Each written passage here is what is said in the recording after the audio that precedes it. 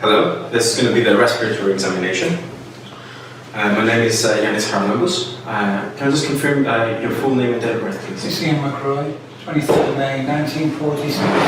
Thank you, Mr. Ian. I'm a fifth-year medical student, and today my supervisor has asked me to perform a respiratory examination for you. And just to inform you that this examination involves for you to be exposed from the waist up, so I need you to remove your shirt. Is that alright with you? Yeah, no problem. And also, any findings of my examination will only stay within the medical team, so they won't affect your medical treatment. Is that alright with you? Yeah, sure. Okay, would you like a chaperone? No. And are you in any pain at the moment? No, nothing. Okay, you can undress. I'll grab my equipment and we can begin. Okay. So at this point, I'm just going to wash my hands. The equipment I need for this examination is my stethoscope. And we can come at the end of the bed to begin our inspection. The bed should be at 45 degrees. Alright, you can just lie down for me, please.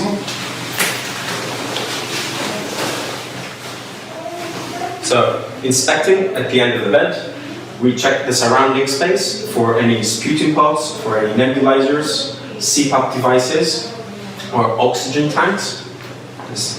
No such devices appear at the moment. Then we proceed to check the patient for the state of his comfortness. The patient looks to be breathing normally. There's no signs of wheezing, coughing, or any distress. Okay, so you can just get your hands up for me, please. Sure. Moving on to the hands, when we inspect the hands, temperature looks alright. We inspect closer between the index finger and the middle finger for any tar staining. No signs of any tar staining, no signs of peripheral cyanosis. And if you can just lay your hands up for me, and just keep them like this. We're checking for any fine tremor now. There's no signs of any fine tremor. Alright, for the next part, I'm just going to check the radial pulse. Okay, put your left foot down. And then I'm going to place the hand over the patient and simultaneously check for the respiratory rate while checking the time.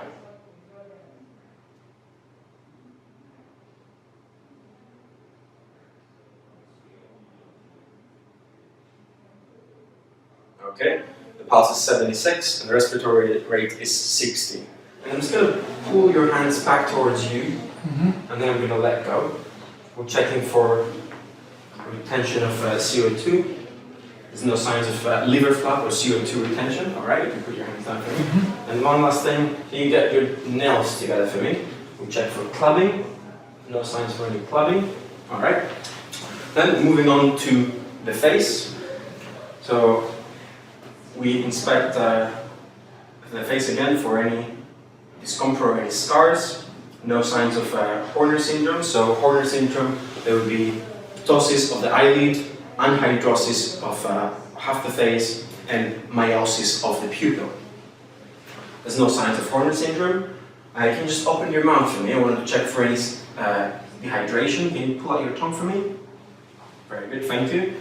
There's no signs of central cyanosis within the mouth. And then moving on to the neck. Inspection of the neck, again, we check for the lymph nodes, for any scars, any masses or excoriations. Looking at the neck of the patient, there's no signs of any masses or excoriations or any swollen lymph nodes. And you can just turn your head to your left. We're going to check the JVP, the jugular venous pressure. I can notice the JVP pulsating, but it doesn't look like it's above the 3 centimeter threshold. Alright, thank you. And then we're going to move on to the chest. Again, inspection of the chest. We notice the breathing, this equal symmetry breathing. There is a scar on the right pectoral muscle. Hair distribution looks symmetrical. Again, there's no other masses or swollen. There's no prominent chest veins. Alright, and then moving on to percussion. Alright, so I'll be tapping on the front of your chest now. Okay. To listen for any dullness.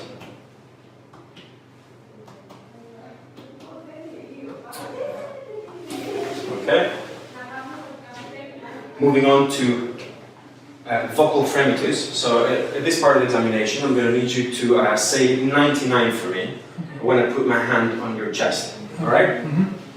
99, 99, 99, 99. Okay.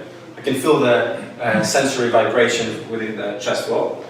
And then for the next part, I'm going to ask the patient to do the vocal egophony and ask him to say E every time I put my stethoscope on your hands.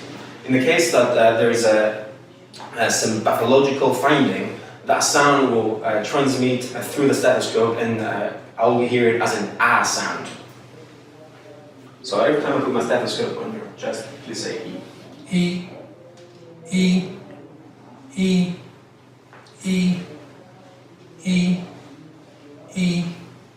Okay, thank you. And now we'll move on to listen to the rest of your lung sounds. So you can just lean forward for me. Okay. And then I'm going to need you to take a deep breath every time I put my stethoscope. Okay. So you can just take a deep breath for me. Deep breath in out. Deep breath in out. Deep breath in out. Deep breath in. Okay, thank you. It's important these days to prepare each side that you listen while auscultate to have a comparison for every part of the lung. And an Auscultation would also repeat the same palpation, percussion, auscultation for the back. But for the purpose of this video, we're not going to do this. Alright, you can lie back down for me, please. Yeah. And lastly, we're checking the ankles for any pitting edema. We're just pressing down on the ankles. There's no signs of any pitting edema. Well, we press for a couple of seconds and there should be a vibrant color back.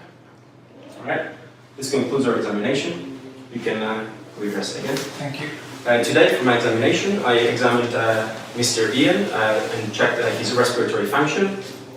The examination, so no pathological findings.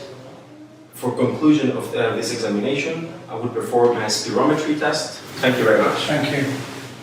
That was my hands.